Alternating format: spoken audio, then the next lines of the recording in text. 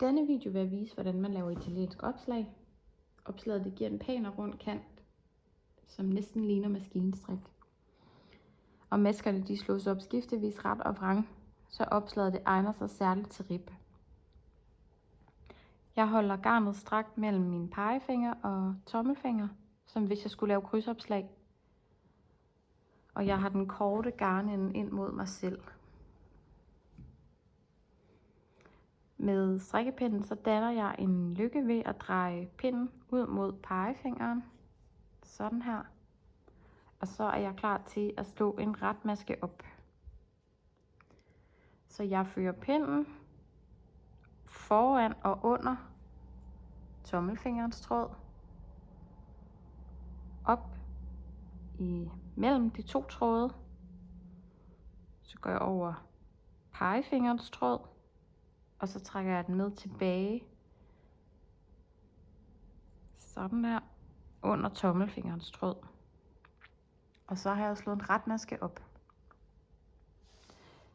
For at slå en vrangmaske op, så fører jeg pinden over pegefingerens tråd og videre under og foran tommelfingerens tråd.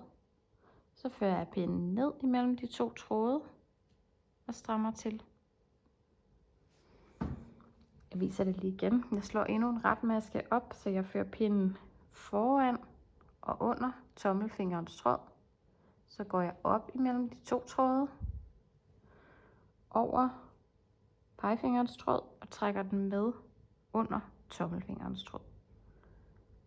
Og en vrangmaske. Jeg fører pinden op over pegefingerens tråd og videre under.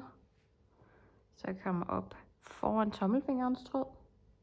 Så fører jeg pinden ned imellem de to tråde og strammer til. Og retmasken.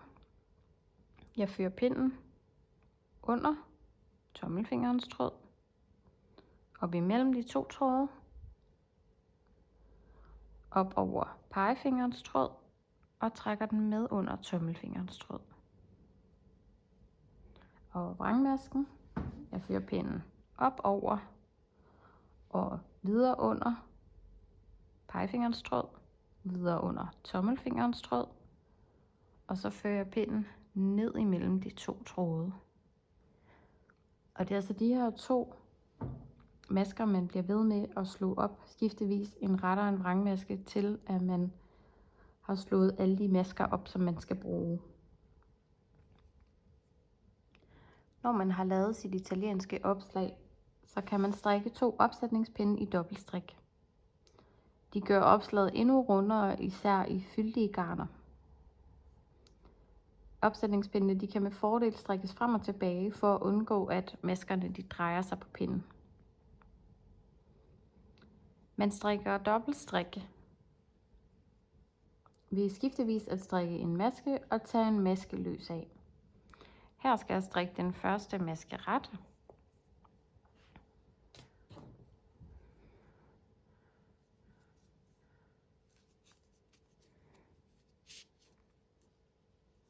Den næste maske, det er en vrangmaske, så den skal jeg tage løs af med garnet foran arbejdet. Så strikker jeg en ret. Sådan der. Og så tager jeg en vrangløs af.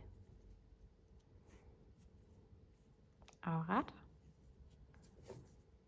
Og vrangløs af. Og sådan her fortsætter man, til man har gået igennem alle maskerne på pinden.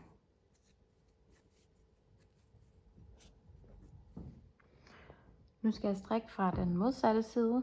Her skal jeg på samme måde skiftevis strikke en maske og tage en maske løs af. Så de vrangmasker, som jeg tog løs af på første pind, skal nu strikkes ret. Og de masker, som blev strikket ret på første pind, skal nu tages vrangløs af. Så man ender med, at alle masker er strikket en gang. Så jeg starter med at tage den første vrangløs af og strikker en ret. Og vrangløs af og strikker en ret. Vrangløs af og ret.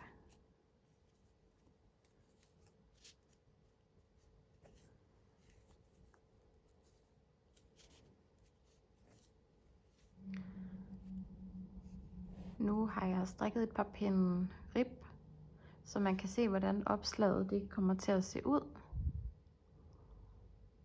Hvis man synes, at opslaget det bliver løst, så kan man eventuelt lave opslaget og opsætningspindene på en mindre pind.